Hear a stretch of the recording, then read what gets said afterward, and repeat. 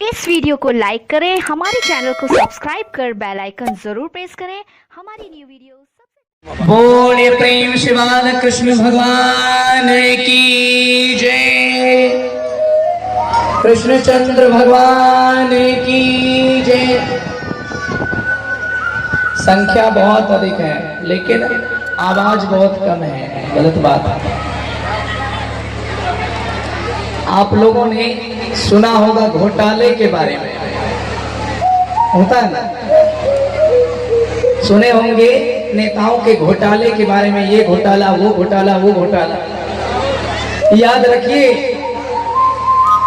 दुनिया का कोई भी घोटाला करोगे तो दुनिया वाले की नजरों में गिरोगे, और यहाँ कथा में आकर जी चुराओगे, भगवान की भक्ति में भी घोटाला कर जाओगे तो कन्हैया की नजर में गिरोगे।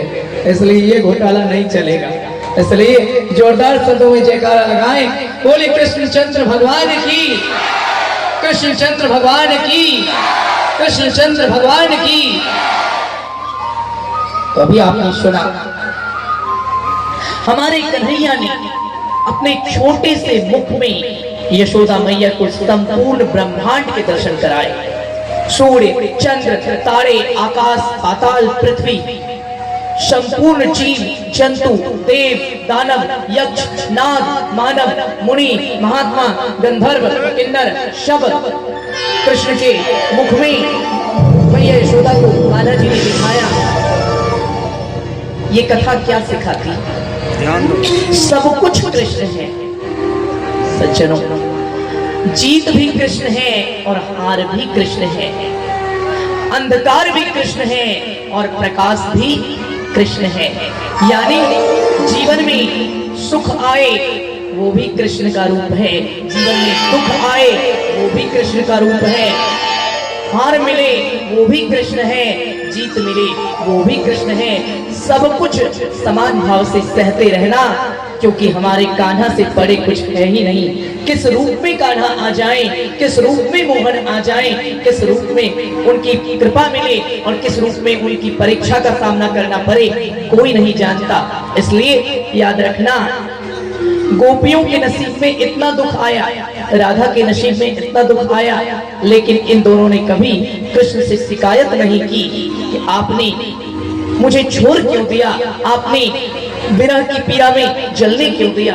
क्योंकि याद रखना, जो सच्चा कृष्ण भक्त होता है वो कभी शिकायत नहीं करता। जहां समर्पण होता है वहां शिकायत नहीं होती, और जहां शिकायत होता है वहां कृष्ण के लिए पूरा समर्पण नहीं होता। सज्जनों, कभी शिकायत मत करना, हे प्रभु आपने मुझे ये नहीं दिया, आपने मुझे वो नहीं दिया। याद रखना, जब परीक्षा चलती है, एक उदाहरण से समझिए, जब क्लासरूम में एग्जाम चलता है, परीक्षा चलती है, सारे शिक्षक, सारे टीचर मौन रहते हैं। परीक्षा के समय कोई भी अपने स्टूडेंट की मदद नहीं करता, सब चुपचाप मौन रहते हैं। जो लिखना है अपने मेरिट से लिखो, क्योंकि तुम्हारी परीक्षा हो रही है, बाद में मार्क्स बैठाना है, बाद में नंबर देना है, कितना नंबर मिलेगा तो कहने का मतलब क्या है, जीवन में यदि दुख आ रहा है, तकलीफ आ रहा है, और लोग कहते हैं भगवान सहायता क्यों नहीं कर रहे हैं, अरे सहायता कैसे करेंगे? आपकी परीक्षा चल रही है, आपका एग्जाम हो रहा है, और आपकी जो परीक्षा चल रही है, आपका जो एग्जाम हो रहा है, दुनिया का सबसे बड़ा टीचर हमारा कान्हा इसीलिए चुप है, क्योंकि वो देखना चाहता है कि अपने स्टूडेंट को उसने क्या सिखाया है, वो देखना चाहता है अपने भक्तों को उसने कितना सहना सिखाया है। इसीलिए वो चुप है, इसीलिए वो मौन है। जब तुम्हारी परीक्षा खत्म हो जाएगी तब वो जरूर बताएगा, तब वो जरूर कहेगा तुमने यहाँ गलती की है, तब वो जरूर आएगा और तब वो जरूर सवारेगा। जितना इंतजार कान्हा जी हमसे करवाते हैं ना, समय आने पर इतना देते हैं, संभाल नहीं पाओगे। इसलिए कभी उन पर आरोप प्रत्यारोप मत करना। संसार में कृष्ण की शरण में जो आनंद है, कृष्ण की यादों में जो आनंद है, कृष्ण के प्रेम में जो आनंद है, वो आनंद दुनिया के किसी और काम में नहीं है, दुनिया की किसी और चीज में नहीं है। बस सच्चे हृदय से दिल से कृष्ण के होकर देखो, दिमाग को छोड़ो, दिल की सुनो, दिल में कृष्ण को बिठा कर देखो।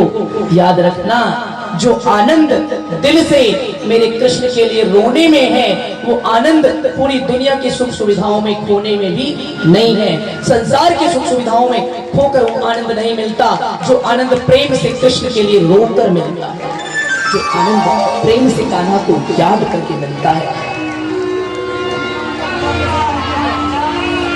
आप लोग क्या करते हैं, बेटी की जब विदाई होती है तो बेटी के लिए रोते हैं, बेटा जब दूर जाता है तो बेटे के लिए रोते हैं, माता पिता जब बिछड़ती है तो बेटी अपने माँ बाप के लिए रोती है।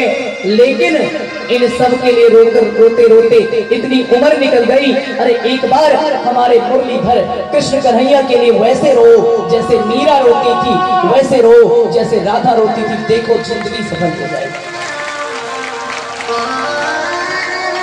बेटी के लिए, बेटा के लिए, माँ बाप के लिए, रिश्तेदार के लिए, सबके लिए रोकर देख लिया, कुछ मिला कुछ नहीं मिला। लेकिन इन सब को छोड़कर जो हमारे कृष्ण के लिए रोया वो संसार में अमर हो गया। जो हमारे कृष्ण के लिए रोया उसका इतिहास में नाम अमर हो गया। यह है कृष्ण की यादों में से, कृष्ण के लिए रोने में से, हमारे कृष्ण की भक्ति में जो आनंद है वो आनंद पूरी दुनिया के भ्रम और मोह माया में नहीं हो सकता। सज्जनों, इसलिए सर्वव्यापक से कृष्ण ही हमें केवल उनका होकर रहना चाहिए, केवल उनके सामने प्रेम से, भाव से, समर्पण से, लगन से उनकी यादों में रोना चाहिए। यदि आपने ऐसा कर लिया, याद रखना, एक दिन भगवान के लिए रोकर देखना कि जो सुकून, जो चैन, जो आनंद आज तक नहीं मिला होगा, यदि भाव से एक दिन कान्हा की यादों में आंसू गिरा लोगे तो पूरा वो आनंद, वो सुकून, वो चैन आप अनुभव कर पाओगे, जो आनंद आपने आज तक अनुभव नहीं किया होगा। बोलने की चीज नहीं है, ना मैं बोल कर बता पाऊंगा और ना ही आप सुनकर समझ पाओगे। इसलिए करना पड़ेगा, ना बोलने से पता चलेगा, ना सुनने से पता चलेगा। जब तक आप करोगे नहीं, जब तक आप भाव लाओगे नहीं, तब तक बताने वाला आपको समझा नहीं पाएगा। बोले प्रेम से कृष्णचंद्र भगवान की जय।